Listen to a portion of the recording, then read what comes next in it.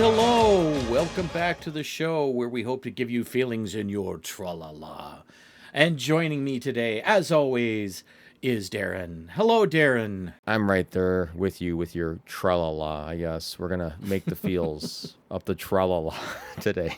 Hello, everyone. I got that dumb song singing that tra-la-la, the ding-ding-dong. I don't know why. It's just wedged in my skull tonight. So, real quick, let's address one thing on the docket right off the bat. It's a dumb thing, but we got to bring it up. We have changed the name so dramatically. I hope everyone can find us now. It is now the, as of yet, Untitled Movie Podcast. No longer show. With a capital P. I was told, yes. I was told by somebody, look, how are people going to know this is a podcast? There's nothing to indicate that. And I'm like, you're right. Now you know. Welcome to the party. Now you know. So anyway, just wanted to get that out of the way. It's a simple little thing, but how you been this week, Darren? You know, it's been a busy and interesting week, but I can't complain. I think things have been going pretty good and excited to have our crazy conversation tonight. It's very off the cuff and random, but I think that's the best part about our conversations. How's your week been there, Fred? Very good, thank you. It's also been very busy, but good. So I can't complain. And tonight's topic, I think, is going to be interesting. But before we jump into it, I thought maybe we could talk a little bit about a couple things we saw. And real quick, mine is, well, there's actually two movies, but I'm only really talking about one. So a friend came to visit over the weekend, last weekend, and we ended up watching Ballerina, in the John Wick universe. And not much of a review to say other than it's plotless. It is just bang, boom, bash. And I have to admit that while, the actors are all fine, it looks great, there is imagination, I gotta admit I was pretty bored, and it was just the repetition of all the shooting and the killing, and I just kind of burned out. But on a whim, we ended up watching a second film that we did not plan at all. It's a movie that's actually been getting some negative press, and I kind of disagree with the reviews, and that is Marvel's Thunderbolts. If you know me, I'm really burned out on Marvel. I'm burned out on superheroes. I really want something fresh to come in down the line. I have to say, Thunderbolts was like the perfect antidote to Ballerina, because despite being a superhero movie, it wasn't about punching. It had punching in it, but it wasn't about punching. And it actually had kind of a heartfelt story. It dealt with characters going through anxiety, depression, loneliness, and how they battle it together. And I thought that was kind of cool. It was sort of like, Marvel grows up. And I have to say that I don't agree with a lot of the reviews I've been hearing about it. It was refreshing. It had a lot of humor. I'm not saying it's the best movie you'll ever see. I'm not saying it's the best Marvel movie you'll ever see. But I thought it was thoroughly entertaining. And so I'm swimming against the stream this time. I really enjoyed the heck out of it. So that's it. I give it a recommend. Considering that it was such a juxtaposition on those two, it's kind of a crazy situation. So on my end, I finally got to watch one of my favorite series. Now I can say that because they now have three films. Is the 28 Days, Weeks, Now Years Later. We finally watched 28 Years Later, and I have to say that while I don't fully recommend it, I do think that it gives some closure to the people that were wanting to see more of that world come into fruition and have something to watch. The first half to 2/3 is quite good, shockingly excellent, and like kind of a lot of what you wanted. Unfortunately, it kind of dives off a deep end, gets a little weird in the last third. Things are like, I don't really know what I'm watching. I think that they were trying for some almost Romero-esque concepts with some characters and trying to be really deep in ways that didn't need to happen in this kind of story. And they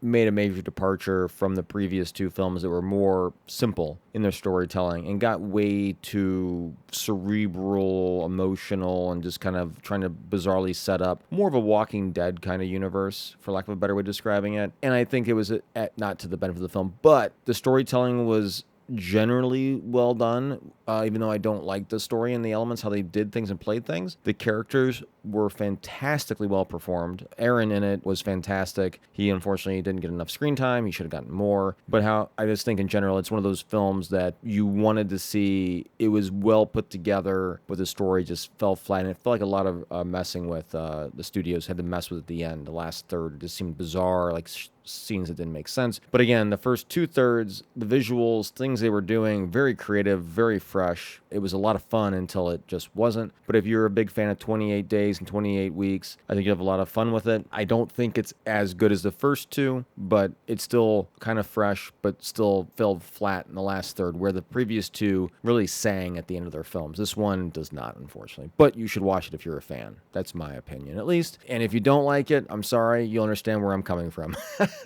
So that's my take. Yep.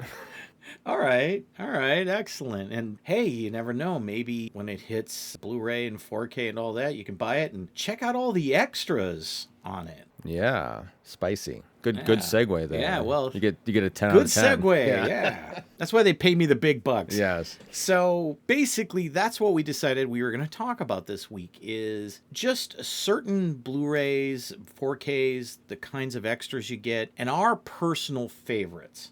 Who knows? Maybe we can have a quick discussion about, do they really add something to the package? I think so, personally. But some would argue, you just need the movie. But Darren, what is one of your favorite all-time Blu-ray 4K packages that, had the movie, all the extras, maybe even the audio quality, I don't know, whatever you want and whatever made it a better package for you? Yes. The reality is it's actually, in my case, there's quite a series here. So for me, the biggest is Transformers by far. Transformers, the Michael Bay series, the first 3 films at least, for sure. The documentaries, behind the scenes, and all the special goodies you get with the Blu-rays for all the first 3 films, including the commentary, are phenomenal. You're getting literally feature-length documentary making-ofs for all 3 films, like almost as long as the film itself. Documentary for each of them is attached to those films, and the actual commentary, you're getting Michael Bay, the writers and stuff, involved with that, as well as some additional special features that help you understand what it took to actually put the film to the screen. That's especially true with Revenge of the Fallen. But if you really want to get excited about filmmaking and really want to see some cool things, definitely those 3 films, because a lot of the part of what makes filmmaking fun is locations, and Transformers is notoriously good at using real locations, especially all 3. So you've got the first movie that was in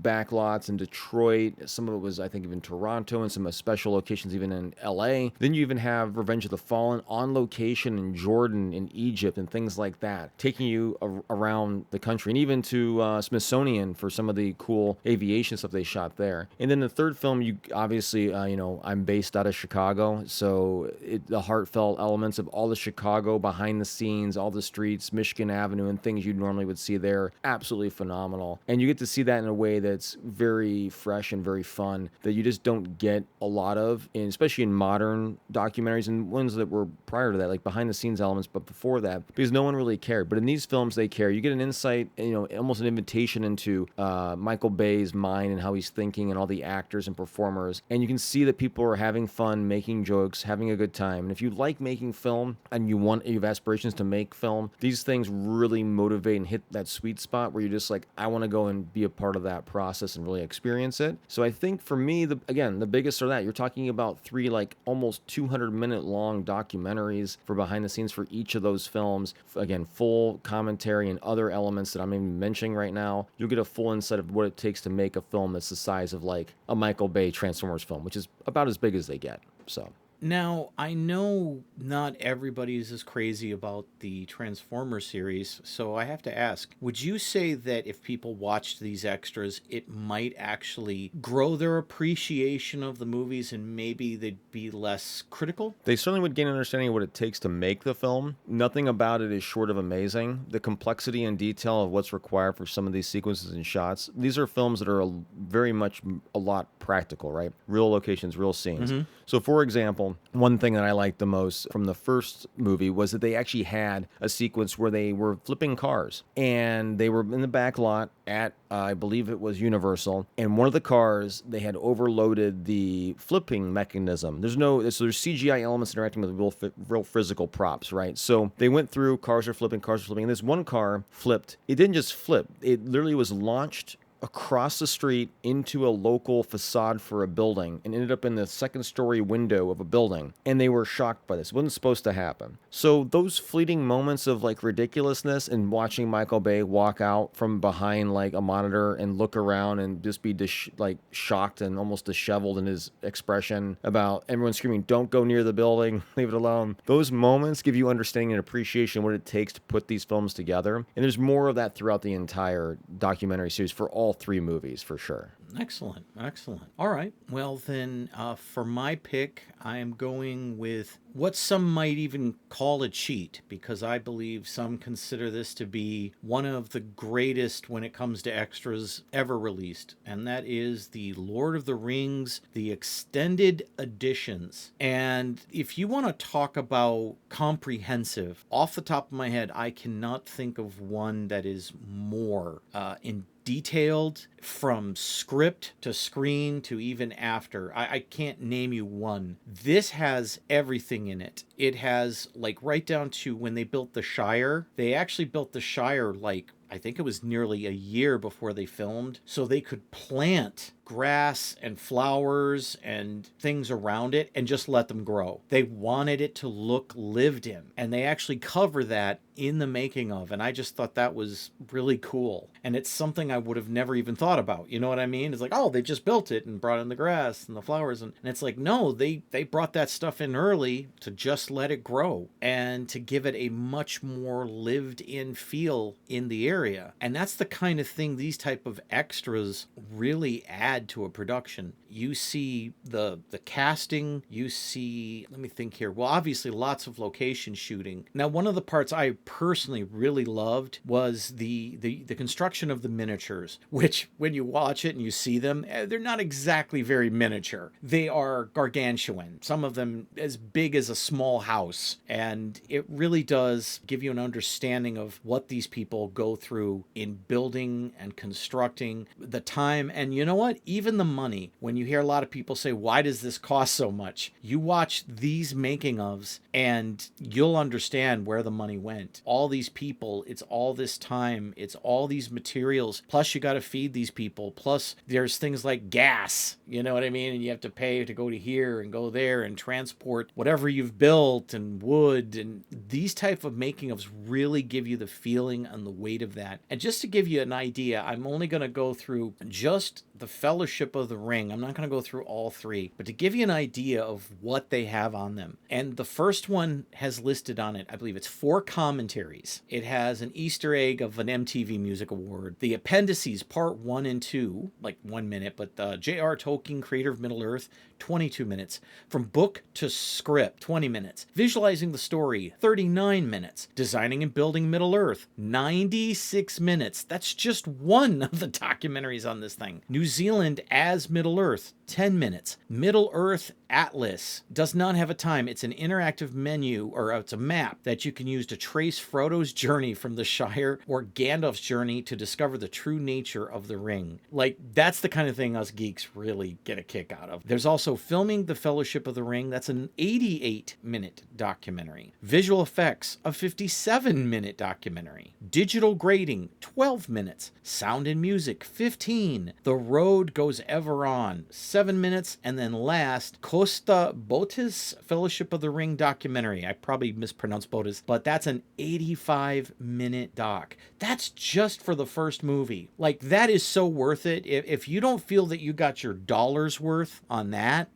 like, don't buy box sets. Yeah, I mean that's a long run time. I don't know. So like you're saying, you could actually watch the run time. It'd almost be as long as the actual like the actual movie, practically, of all the behind the scenes elements for that one. Is that close to accurate, even for the extended version? Well, I've never added them up, but yeah, I would say that you're dealing, because they're on the DVD set, which is the set I had. It was separate discs. I think it was like 5 discs per movie. So they had to put it on, well, 4 separate discs to make it fit. So wow, that's crazy. know, the funny part about that is like the scale of that. They actually spent the time to put that, because back then it was difficult, right? Like you didn't have these massive like Blu-rays or 4K Blu-rays. You could put all, whatever you want onto it. They literally had to decide it was worth doing this back then and actually make extra discs, spend the extra money, and think that it would actually help the sales and production. That's just gone nowadays with behind the scenes features. People do not want to spend the money on it. They don't want to actually risk it. You have very limited, like almost featurettes that are like minutes long. It's like, this is good enough. Good luck. Enjoy. Because we're not going to spend the money on these extra discs to put everything together and make it an experience. No one cares about that. But I guess Lord of the Rings, especially back then, might not be the best example because, of course, it warrants that. But for sure, that's just not a thing that they do anymore for big epics like that. Well, they didn't have to. I mean, there was a general release, a very bare bones, and the majority of people I've known throughout my life, they could care less about extras like this. I love extras, but I'd say, mom and pop consumer, they just don't care. So they just want to watch the movie. But something like Lord of the Rings, I think, draws a certain kind of person. So they're definitely going to be more invested in stuff like this, where, again, mom and pop consumer, they're just not going to care. That's probably true. I would agree with that, unfortunately. So with that, what's your next pick? Yeah, so the next pick, I'm going to go right into just a single film because I think it makes more sense to focus on that. And it definitely would be The Dark Knight in the Christopher Nolan series with Christian Bale. So I get to have the fun experience living in Chicago with the whole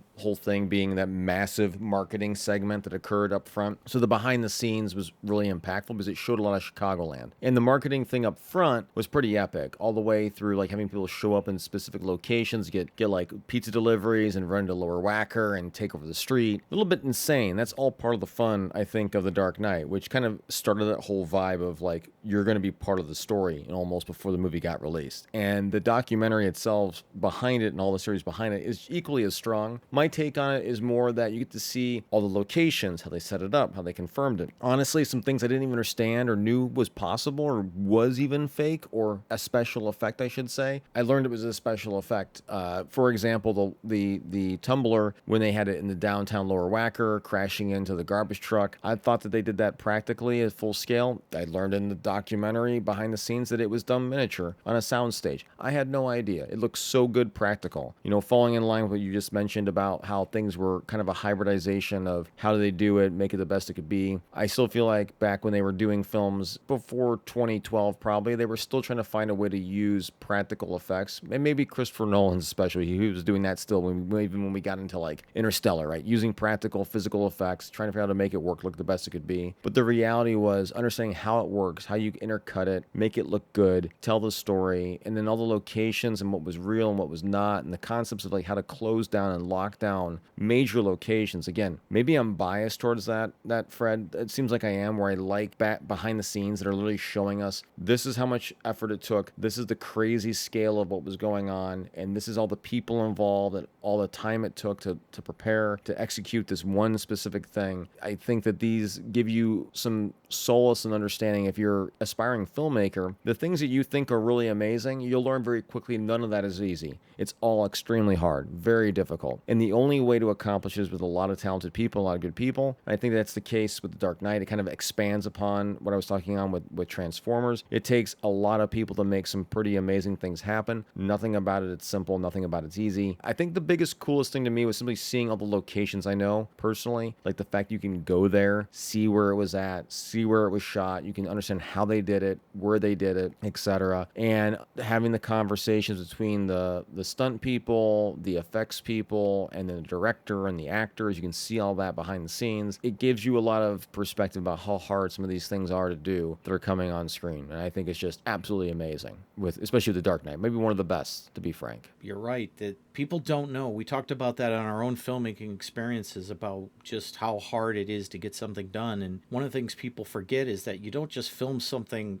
from one angle. You got to film that thing again from a different angle, and then again from another angle. And when you're talking about two people talking, that's one thing. You're flipping a semi-truck, or doing things with the bat pod, which was very dangerous from what I understand to drive. It's a whole other bag of worms, kettle of fish, dog food on the rise? They explicitly cited that too. They destroyed an IMAX camera while filming with the tumbler in Lower Wacker. They crushed it against the ceiling, and that's like one of like 4 or 5 IMAX cameras, right, in existence, and they destroyed one. So they had to deal with that fact when they were filming. They had all the IMAX cameras. They had everything, and then sorting through all that. One behind the scenes blooper, which is pretty funny, is they actually sheared the head off of a Steadicam when in filming with the IMAX camera because it was too heavy and it broke off, and you could watch the footage in the behind the scenes where it falls to the ground, still recording, because it literally broke off the Steadicam head. Didn't break the camera, luckily, in that situation, but those small details make a big difference. The same thing with like when they flipped the truck, right? They actually explained where all the cameras were, how they configured it, and the fact that they didn't have enough cameras to cover it, so they actually started using VistaVision cameras to fill in for IMAX cameras because they needed more angles and shots. And one of the shots is actually a VistaVision camera recording that looks like an IMAX because they cropped it that way, but you wouldn't know the difference. And those things you wouldn't know without the behind the scenes, which is super cool. Yeah, that is. I really like that kind of stuff. And I guess for my next pick, if you're done, if you're cool with Dark Knight. I'm always cool at Dark Knight.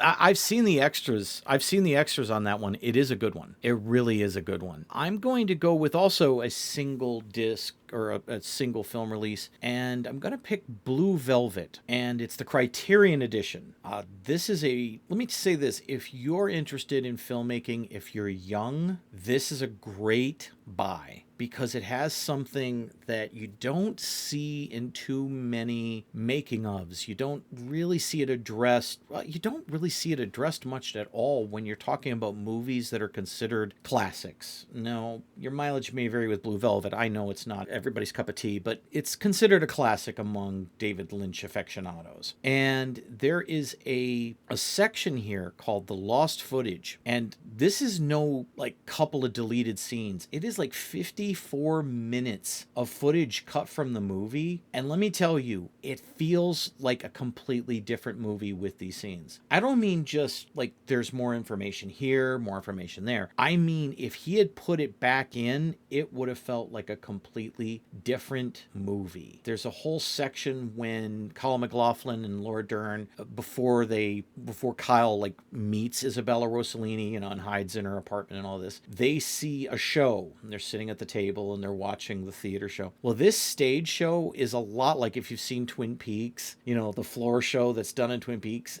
It's a lot like that. It feels a lot like that, but they cut it all out. They cut it almost completely out. If they had left that in, it would have made it feel very different. There is a section covered on the disc of when Kyle MacLachlan was in college, and this whole section makes the movie by itself feel different because him being in college and having to leave college to return home for the family emergency is barely covered. Whereas if you look at all this footage, it is a huge chunk of the movie that's cut out because there's sections with him and his family and just their conversations, dealing with life, driving back and forth to the store that they work. It's like I said, it feels like a completely different movie, and it's interesting because it grounds it more in reality. But if you've seen Blue Velvet, it's a very surreal movie. You start off with that Norman Rockwell Suburbia, as the song is playing, she wore blue velvet, and you sing the fire truck, but then the camera goes underground and you see the bugs teeming under the earth. That stuff is what I think of when I think of Blue Velvet. I don't think of Kyle MacLachlan grocery shopping. And that it completely changes the tone. And just watching this footage gave me, it's going to sound weird to say, but it gave me confidence to realize that even the greats don't necessarily have the completed vision in their head. They have an idea, they have thoughts, but they don't necessarily have the completed film. They do that in editing. And this lost footage is definitely in line with that. Seeing what he shot before he decided to cut all this, and that's a lot of money on the floor. Like, this is 54 minutes of footage. That is no small amount. This movie had a limited budget. In fact, I was just doing the Blue Velvet song. there is a section in the making of where on Blue Velvet they wanted that song. They desperately wanted it, and sung by the original singer, whose name is completely escaping me at the moment. But they didn't know what to do because they couldn't afford the original. So what they did is they went and found the singer still alive. They were talking to him. Could we work out some sort of deal? And he goes, "Hey, it's not me. It's the music execs. They're the ones that own it, the studio, not me." But he says, "I'll tell you what I could do. I could re-record the song exactly as I sang it, and that will be far cheaper." And that's what they did. And it sounds exactly like the original. His voice hadn't changed. So that is a cool little story that you get from watching the making of. And it gave me an appreciation, again, on that back end of, hey, there are ways to somehow circumnavigate the filmmaking process, especially where budget is concerned. My take on the whole thing with regards to that is that you get an inspiration, you get an idea, right? And you see that people with that idea and that inspiration go and work and do something, and it's not always the way people like to fantasize about it being, everything we're talking about now, it's always like a complexity and difficulty. Like, it takes all these things to do this. Everyone thinks it's like an easy process going from A to B. It never is. There's a lot more to it, a lot more going on behind the scenes, behind the script, behind the story, about even having a plan and seeing the plan change constantly, or even thinking it's going to be the way you originally envisioned it. A lot of the time, behind the scenes shows you that happy accidents and things like that tend to like spur on cool stuff that couldn't have happened without these like one chance opportunities to make these films. And maybe that's a lot we've learned with maybe that's why behind the scenes have kind of gone away as of recent history, because a lot of these movies are being made and redone all in CGI, all fake, all green screen, and there is nothing to really show, because it's just like, yay, I did something in front of a green screen and it got changed 20 times. That's not that exciting to show people, but the live through experience of making something that's physical and real, at least most of it, pretty impactful at this point. I agree. In fact, I think you can find it on YouTube. There's a famous clip of David Lynch having a complete meltdown as he's talking about filming at a location, and he just, probably one of the producers goes, "Well, we've only got this much time to go," and he just has a meltdown going, "Why do we only have 2 days? We're in stages. Why do we have to do it in 2 days? Why?" I will tell you, in terms of Beverly, her availability, we have her for these 2 days, and that's it. It just drives me nuts that we have to do something in 2 days.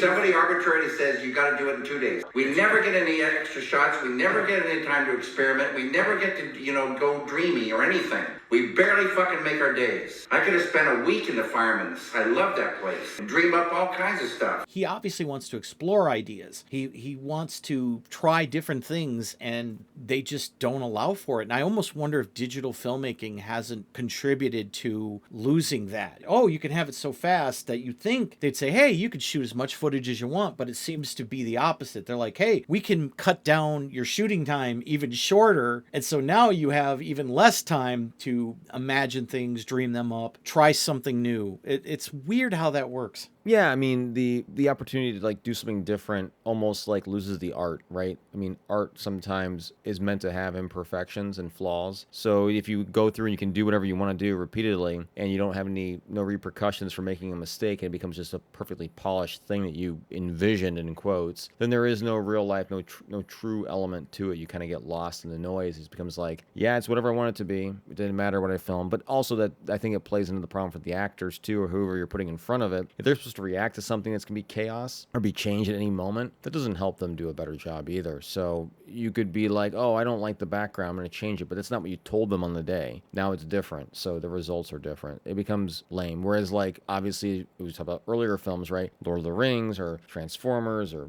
Dark Knight, like you got real physical props, sets, things happening where that fundamentally isn't going to change, right? That's going to be real the whole time. So when you lose that, you lose the audience, I think, and you lose the actor's ability to like perform properly. I do not disagree. In fact, I think that was wonderfully put. So why don't we move on to your final pick? My final pick. Back to the Future. Go figure.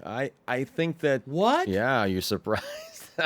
So the reality is that Back to the Future is an older film and trilogy in general, but they did a very good job making documentaries for it, getting people to talk in front of camera throughout the ages and during production, to where now that things are possible, like as of like the DVD series in like probably 2005, 2004ish, I think is when the DVDs came out. You had the ability to put a lot more on disc. The thing I want to focus on, because they have great series, like they have like almost 50 minutes per movie of behind the scenes documentary footage. But the thing is that Back to the Future actually started this whole, or was one of the beginnings of this whole thing.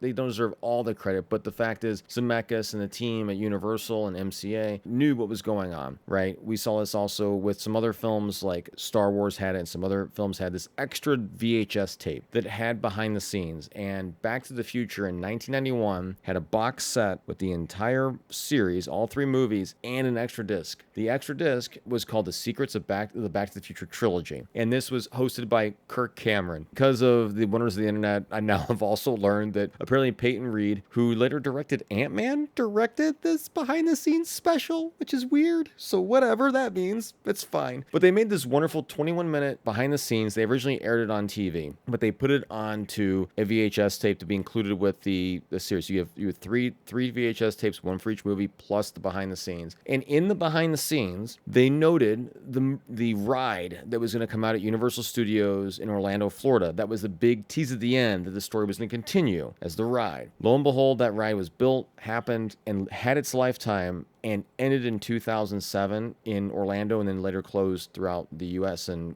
Hollywood and abroad later. But now that ride and all the material from that ride, including the ride footage itself and all of the Q footage, is all now part of the behind-the-scenes documentary elements of all Back to the Future releases since 2010. And I find that hilarious and amazing and ridiculous, and it's just part of the experience. You can go and watch that documentary from 91. Now you can go and watch the ride as now part of the documentary element of the history of Back to the Future in the actual releases and the full story and the characters. It's an amazing arc for amazing property that I think is shocking in general to have as much as it has, but it's also fun to see the whole story, and you get to experience that across the board and get to ride the ride. For those who haven't had a chance or never got a chance to do it, you can do it now on a Blu-ray or a 4K Blu-ray. It's all there available and remastered, which is an insane story arc for a behind the scenes series, which I think is unique. So that go watch it, go have fun with that. Don't forget the ride is awesome, and it's also basically Back to the Future Part 4, the only one that exists. It's going to exist as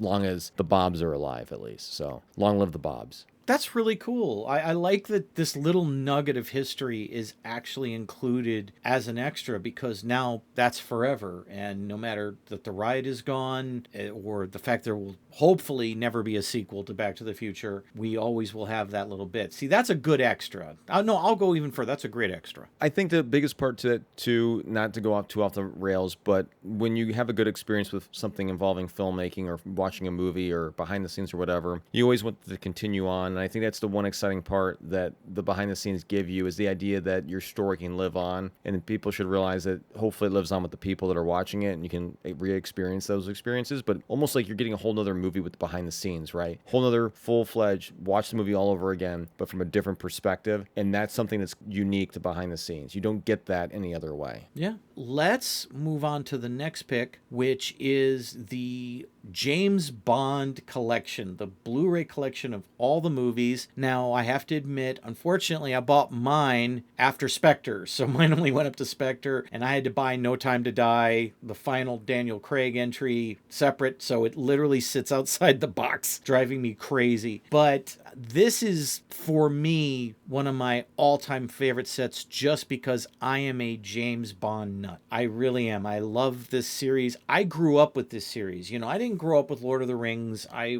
wasn't one of those guys who read all the books and fell madly in love with it. You know, I just really love those movies. But this has a connection to my childhood. My mom really liked James Bond, so I watched a lot of them with her. And so you not only have all these films, and they are unedited, thankfully. You know, I mean, they cleaned them up. They did a great preservation on them, but they didn't change anything. They didn't cut things out. And extras are magnificent. I'll say this, if you know nothing about James Bond, you'll walk away with a rather comprehensive knowledge of the James Bond franchise. Extras are plentiful on the majority of these films. Now, it's not all, sadly. They kind of go up and down, especially once you get to Brosnan's era. It starts to get a little, they include some, they don't. We'll talk about that in a second. But for the Connery era, for the Roger Moore era, and for the Lazenby single film, you get some great trivia. You get a great history. If you just look at Dr. No, just that, you have audio commentary, you have a thing called the top level access, a license to restore, which is about the restoration process. This was interesting to me because I never saw how they did that. And they showed how they do one frame at a time in this machine, and it scans it multiple times, and then it moves on to it takes a long time, man. So they go into, it's called Declassified, the guns of James Bond. Now, this was interesting because a lot of people, when they think of Bond, they think of his Walther PPK. In the books, he actually started with a Beretta 418. If you're not a diehard, I know this is not interesting at all, but for me, that was neat because in the books, he carried the Beretta for a while until a gun enthusiast actually sent a letter to Ian Fleming saying, hey, why is James Bond carrying a woman's gun? If he wanted something small, but that was a man stopper, he should have the Walther. And that's why James Bond carries the PPK, because of this letter from a gun enthusiast. I think he actually owned a gun store, if I remember correctly. But this is on the documentaries. They actually talk about the guy that sent the letter. They have the letter that he sent. And by the time the books had changed it, Dr. No was being filmed. So at the beginning of Dr. No, he turns in his Beretta for the Walther. So they made it canon in the films right away. I'd have never known this if it wasn't for the documentaries. I love stuff like that. I am a total geek for stuff like that. I love knowing the history behind the secondary villains, and I love to know what inspired certain aspects. Like Sean Connery's performance is based quite a bit off of Terrence Young, the director. Terrence Young was this very well-studied man, but he was also a guy that liked to gamble. He was a womanizer, allegedly, and basically he taught Sean Connery how to be Bond. And again, that's really interesting. I didn't know that. He took Connery to his personal tailor to get the suit that Bond wears, and the tailor recommended, well, if he's going to carry a gun, I'm going to have to fix this section right over here so you won't notice that he has a gun under his suit. These little details are nothing to average people. They don't care. But if you're a geek or a nerd that loves this stuff like I do, this is the kind of stuff you'll want. This is one of the best sets out there for that kind of thing. The gun stuff itself by itself is kind of crazy that someone would say, because back then, like the caliber stuff that we have today is very different, right? So that someone thought about that and was concerned about that is kind of hilarious. That actually changed the whole direction of what became canonical for James Bond all around someone having a good recommendation, which is pretty cool. You wouldn't know that otherwise. I didn't know that till right now. So if that tells you anything. Yeah, well, I mean, a lot happened at this time. So Ian Fleming was furious that Connery was cast. He's like, that's who you want for James Bond? He wanted somebody that was more like David Niven. And I think they were originally trying to get Cary Grant also at one point. But anyway, that's beside the point. Well, after the movie came out, Ian Fleming fell in love with Sean Connery. And he fell in love with him so much that he basically retrofitted the character to be of Scottish descent and adopted by English parents. So there you go. That was changed just because Connery played the character, and it ended up canon. You know, it's funny when, like, reality of life changes things, right? The small details, like the fact that this is this way, so we're just going to adjust things to the reality of this. You would never do that today. Guess we'll go in for the conclusion here, head into the home stretch by saying, how much do you listen to commentaries? How often do you check those out? Do you think the Back to the Future ones, by the way, were any good? I mean, back in the day, I used to listen to them passively. So I'd have them on. I would switch to commentary track. I'd be doing something else and just have the movie on, like on my computer or whatever, and then play the commentary with the video and just be on the computer or whatever, have it in the background. And it was a lot of fun. Often I learned that Back to the Future was good. It wasn't as exciting. So the thing that became very clear was, at least to me, that Transformers, because you had Michael Bay on the commentaries, right? So you'd like, that was really bombastic. So you would sit down, have to be in front of a screen, focused and listening, because there was so much conversation going on with no dead air with Michael Bay. But with like all the others, Christopher Nolan especially, you'd have moments where it's like, just breathing and dead air. It's like, okay, well, I could just watch the movie. And that's a different kind of situation because they didn't have enough people there to support it. So I don't know that I would say Back to the Future is the best. I think it's pretty cool if you haven't heard it because you get a lot of detail and a lot of clear information because you've got these people stuck there talking about the film in real time for an hour and a half or 2 hours. You just don't get that. Even when you get at a Comic-Con, you don't get that. So you may not even get the full details. So I think it's important if you're a big fan, you got the right people, you got the director and some of the producers or maybe the cinematographer, phenomenal person to have on commentary. They give you so much more detail because they saw everything. Every detail. So if you have a DP on a commentary and they're with the director, that's the best. Always. There's examples I have for other films, probably for sure, like My Bloody Valentine, because that has the DP and the director, Brian Pearson, is on there with Patrick, and they're talking, and that dichotomy works really well. Same thing's probably true for other films like Daybreakers and things like that, where there's like a brother or sibling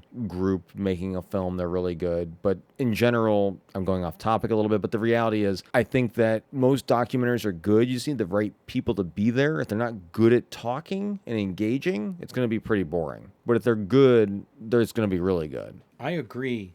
An interesting commentary is actually rare to find. It's sad to say that, but some of the worst I ever heard, I'm not going to go into details, but Mel Gibson does one of the worst commentaries I've ever heard for Braveheart. He just doesn't know what to say. He's not engaging. Mel Brooks is the opposite. Mel Brooks is engaging. The problem is he just likes everybody. He loves them. They were all great. And that's all you hear for an hour and a half. Oh, Madeline Kahn, she was beautiful. She was funny. She was great. And so you don't get a lot of, real behind the scenes kind of look. I'll end with saying that one of the funnest commentaries I've ever heard, and this is such a weird out of left field pick, but was the movie Chud, the cannibalistic humanoid underground dwellers. And it has the actors, Daniel Stern and some of the others. And I got to tell you, they are funny. They are hilarious as they actually start going after each other about, wait, you got paid for that part? Like it's really one of the most entertaining commentaries I've ever heard in my life. Their experiences were all different on the film, so it makes for a great combative nature. And Daniel Stern is a very funny guy. He's very blue, but he is very funny. So it's one of the best commentaries I've ever heard. Well, that being said, you do have like newer things like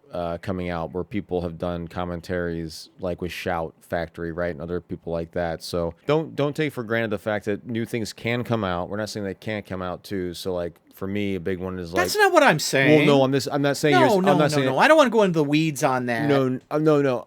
Okay, so to backtrack, my point is that, so like a good example of one that has come out recently would be like, from Shout Factory would be like Robot Jocks that had Stuart Gordon coming back and doing commentary and talking about it in 2015, which is pretty cool, right? So there are examples of newer stuff coming out with fresh commentaries for older things. So don't think it's impossible to find new good behind the scenes or commentary tracks too, which is, I think, in juxtaposition to what we're kind of saying, because the reality is it's almost neat to hear people talk about their films years later, because when it's fresh, it's fresh. They're also trying to do it as a marketing thing, and they're trying to get new jobs. When they talk about it 25, 30 years later, they're going to tell you some things they might not have before, is all I'm trying to say. So, well, there's definitely going to be behind the scenes and commentaries, I think, for years to come. But the problem is that as physical media disappears, I fear these things will disappear as well. I noticed Amazon is actually starting to include these things on their digital releases, so you can watch these things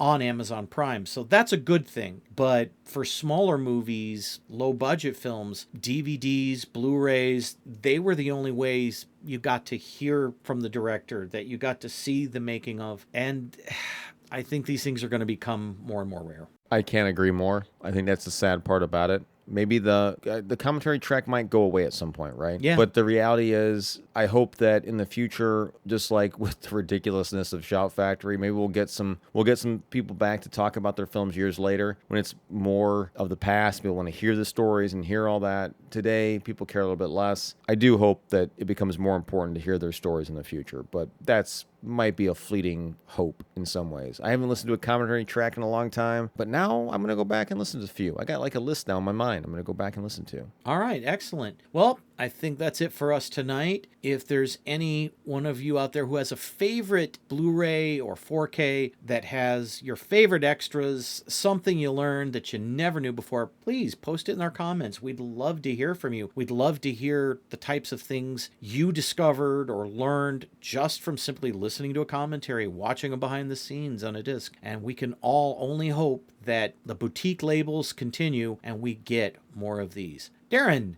thank you for coming, man. Hey, thank you for having me as always. It's been a pleasure. This has been a really weird and great conversation. Hopefully it's inspired some people to go out there and find some things and watch some things they might not have ever otherwise, right? I mean, in theory, we're talking about things that are whole new feature-length things to watch, whether it be a commentary or behind the scenes. These are long, full-on extra benefits for when you buy a disc, right? So go out and buy physical media, watch these things, enjoy the whole thing, and get your full value out of that. It's a good time. So yeah, and don't be so quick to throw out your DVDs because they are quickly becoming the last source for some of these extras. So make sure you hold on to that. So with that, I'm going to say have a wonderful night, everyone. God be with you and be safe out there. Thank you, everyone. Have a good night.